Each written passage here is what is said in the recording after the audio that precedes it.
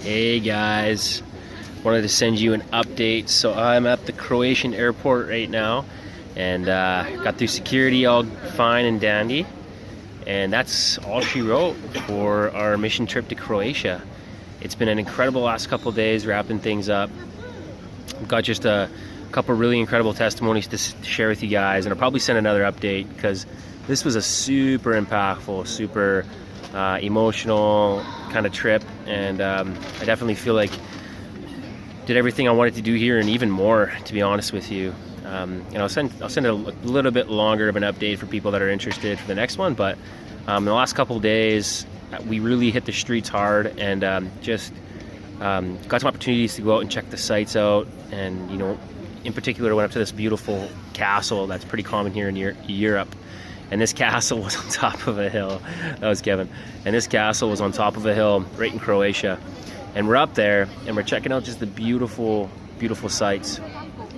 And here we are on top of this hill and on top of this castle. And this girl ends up walking up.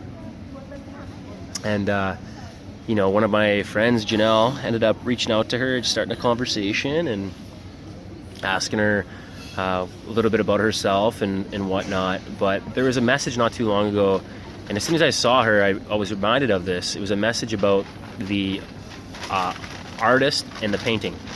And the artist and the painting is kind of a long story, but it basically talks about people who see this beautiful painting, and it's the most beautiful painting that people have seen in the entire area, and everyone is pretty much a huge fan of it. But and they go up to the artist all the time. And they tell the artist how beautiful his painting is. But one time, the artist is in the room, and he hears these critics come up to the painting and say how ugly it is and how can't believe the lines and all that kind of stuff. And they just didn't get it, and it hurt the artist's feeling deeply because negative voices are always the loudest. And I looked at that girl and I said, you know what, that painting is kind of like how God, it's kind of like you and God, because God is the is the artist, and you're the painting, and you're the most beautiful painting ever.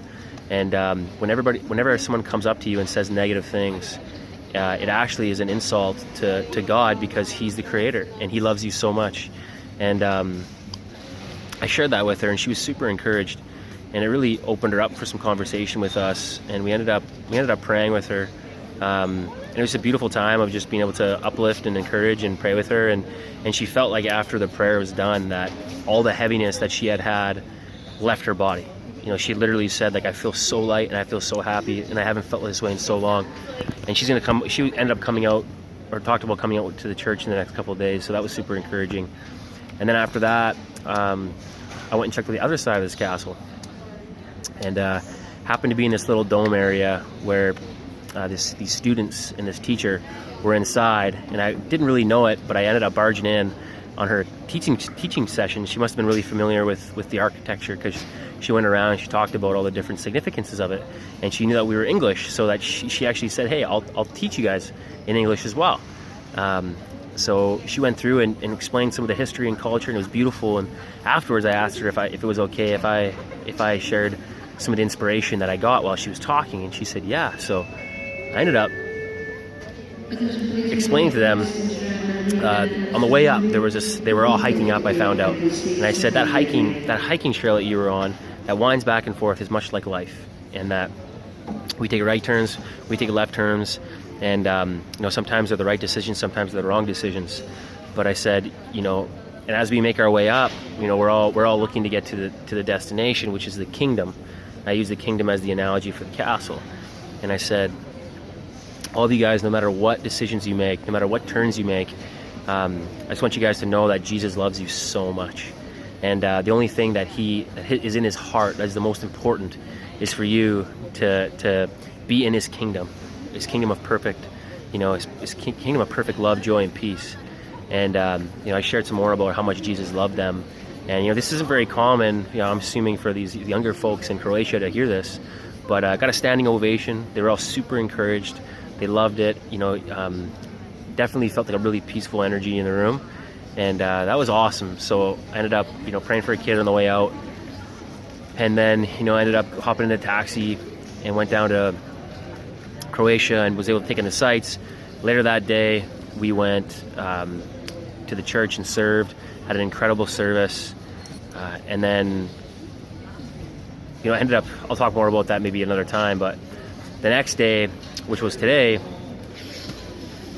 today, this morning at the church service, I was one of the leaders for the Words of Knowledge. So I was up there and had a team with me, and we were calling out pain we felt that God had put in our heart for other people, and injuries. So we got specific words of knowledge and asked God like how these injuries happened and when they happened, because God knows all the details of our life.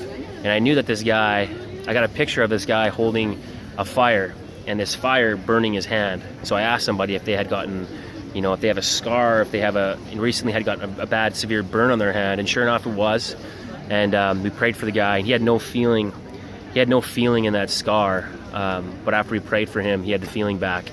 And then called out knees, elbows, called out like some really interesting specific words of knowledge, and people stood up for it, and we ended up praying for them, and like 75% of the people got healed all the way. There was like 5 or 6 knees and elbows that were 100% healed. One person had this lagging knee injury for the last 4 months, and she was 100% healed. And we had just like miracles breaking out in the service. And then our leader for the first time, Jerry, preached a message that was probably the most significant message that we've had this entire time. And he got really vulnerable and shared some of the struggles he's had over the last 8 years. But it was such a timely, perfect message for them. And a lot of people got emotional freedom from it. A lot of people were really encouraged, and it was just this basic message about living a life like Jesus, living a life for Jesus, and with the love of Jesus, and just you know, understanding that like for us, it's not about having, you know, it's not about doing church. It's actually about being church. And when you go out and you're living a lifestyle, and you're going, you know, it doesn't matter where you're going, we're always carrying Jesus. So I shared some testimonies about how we go into the clubs and how we go onto the streets. I just love to encourage people, and got some really cool stories from last night. We went to this really dark club, and we're there, and a bunch of people were whacked out high, and we were there just dancing and having a great time, and ended up doing it because there was 2 girls that were at a hostel, and they invited us personally to come. They're not Christians, but we just, you know, obviously just made friends with them and loved them and went there to support them, and they were so encouraged. So anyway, today was a pretty hard goodbye. That's kind of the main highlights of the last couple days. Lots of stuff happened though, guys. I had so many conversations and so many incredible ways to encourage people. Ended up meeting 5 Mormon kids and had a really interesting conversation with them, who were also missionaries. And then, anyway, so it was just a tearful goodbye. I'm not gonna lie, at the end of the service today, when I was praying for some people, I definitely shedded some tears, because there's just been so much over the last 12 days we've done here. We've poured out every single day. We've had so many conversations. We saw so many people be encouraged. We've had people shut down, reject us. We've had people for the first time accept Jesus. We've seen people be healed. We've seen people, we prophesied over people. We've, we came up against all kinds of resistance, and we pushed through, and then we also had all kinds of breakthrough.